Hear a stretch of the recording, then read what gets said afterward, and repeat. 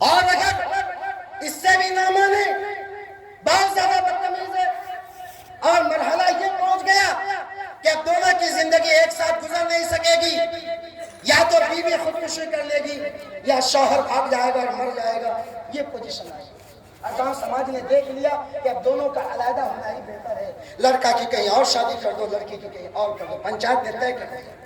جب یہ بات ہو گئی تو اب قرآن کا حکم یہ ہے، ایک طلاق بائن دلاؤ۔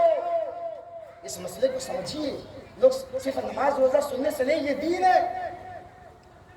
ایک طلاق بائن دلاؤ، شوہر سے کہلواؤ کہ تم کہو کہ میں نے اپنی بیوی کو ایک بائن طلاق دی۔ یہ کیوں کیا؟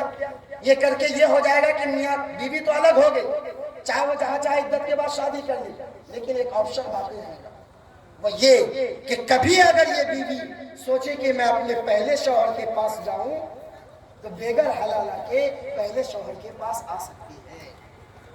عدت گزرنے کے بعد پہلے شوہر سے دوبارہ وہ نکاح کر سکتی ہے، نکاح تو ٹوٹ گیا لیکن دوبارہ آ سکتی ہے، آپشن باقی ہے۔ یہ قرآن کا حکم ہے، یہ طریقہ ہے۔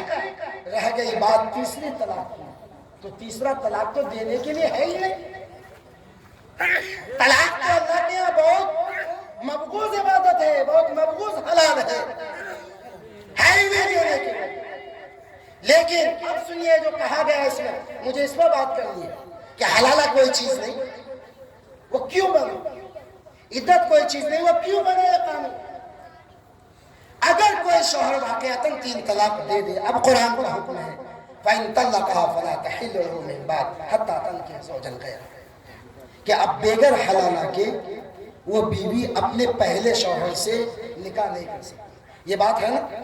لیکن ہوتا کیا ہے، چھمٹا میں بھی ہے، میدان میں بھی ہے، اور برگاچی میں بھی ہے، ارریہ میں بھی ہے، بہت سارے گاؤں میں ہوتا کیا ہے، 3 طلاق دینے کے بعد یا تو یہ ہوتا ہے معاملہ کو دبا دیا جاتا ہے۔ کیا میں یہ حقیقت ہے کہ نہیں؟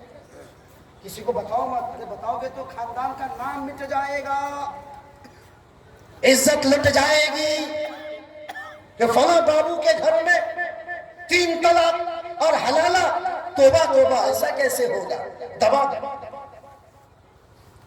دیا جاتا ہے، ظاہر نہیں کرتے، اور پوری زندگی میاں بیوی ساتھ میں رہتے ہیں۔ اسی طرح یا آگے بڑھ کے خیر خواہی یہ کرتے ہیں۔ اگلی بات سنیے، ہمارے ضلع ارریہ میں ہے، ضلع ارریہ میں میں نے سنا ہے اور میں جانتا ہوں اس بندے کو۔ دوسرا مرحلہ یہ ہوتا ہے، 3 طلاق دینے کے بعد ہم جیسے مفتی کے پاس پہنچا تو انہوں نے کہہ دیا، لکھ دیا کہ بغیر حلالہ کے نکاح نہیں ہے۔ تو اس کو غصہ آتا ہے کہ ڈھونڈو کوئی ایسا مولوی بھی ملے جو یہ کہہ دے کہ 3 طلاق ایک ہی طلاق ہے، حلالہ ولالہ کی کوئی ضرورت نہیں ہے، پہلے شوہر سے نکاح کر سکتے، ایسا بھی ہے۔ تو پھر وہ شخص ایسے مفتی کے پاس جاتا ہے جو اس 3 طلاق کو ایک طلاق قرار دے کر کہتا ہے کہ بغیر حلالہ کے تم اپنی بھی شوہر سے نکاح کر سکتے۔ سنیے مسئلہ، 3 طلاق چاہے ایک سانس میں دے، چاہے کئی سانس میں دے، ایک مجلس میں دے یا کئی مجلس میں دے، وہ 3 ہے، 3 ایک نہیں ہو سکتا۔ اگر دنیا کا کوئی مفتی، دنیا کا کوئی قاضی اس 3 کو ایک کرتا ہے، اس سے بڑا ظالم، اس سے بڑا جاہل، بلکہ اس سے بڑا لعنتی، کروڑوں لعنت ہو ایسے مفتی پر، 1000 لعنت ہو ایسے مفتی پر، کروڑوں لعنت ہو ایسی فیملی پر جو ایسے مفتی کے پاس جا کر فتویٰ لیتا ہے، جو 3 طلاق کو ایک طلاق کر دیتا ہے۔ رب کعبہ کی قسم، ایسا مفتی بھی جہنم کا اینگل ملے گا، ایسے مفتی سے فتویٰ لینے والا بھی جہنم۔ کیا مذاق، یہ کیا دین بنا رکھا ہے؟ ہم کیا کریں؟ قرآن کہتے ہیں 3 ہو جائے بغیر حلالہ کے نکاح نہیں ہے، اور یہ ظالم مفتی کا نہ حدیث چلے گا؟ کیا مذاق؟ تو ہم نے حلالہ کو پہلے چھوڑا، ہم نے عدت کو پہلے چھوڑا. قانون 2025 میں پاس ہوا ہے تو غلطی ان حکمرانوں کی نہیں ہے. میں کہاں تک اپنا دکھ سناؤں، اپنا درد سناؤں. پرچی آ گئی کہ میرے صاحب بہت دیر ہو گئی، بات ختم کرنی ہے. بس اتنی بات میں آپ کو کہہ کے سناؤں، پھر کبھی موقع ملا انشاءاللہ 2.5-3 گھنٹہ تفصیلاً انشاءاللہ. اتنا سمجھ لیں کہ ملک میں جو حالات بن رہے ہیں، خراب ہو رہے ہیں، اس کے ذمہ دار اللہ بھی نہیں، اس کے ذمہ دار رب کعبہ کی قسم حکمراں بھی نہیں. گالی مت دینا ورنہ اللہ کی ہم مجرم ہوں گے. اس کے ذمہ دار ہم.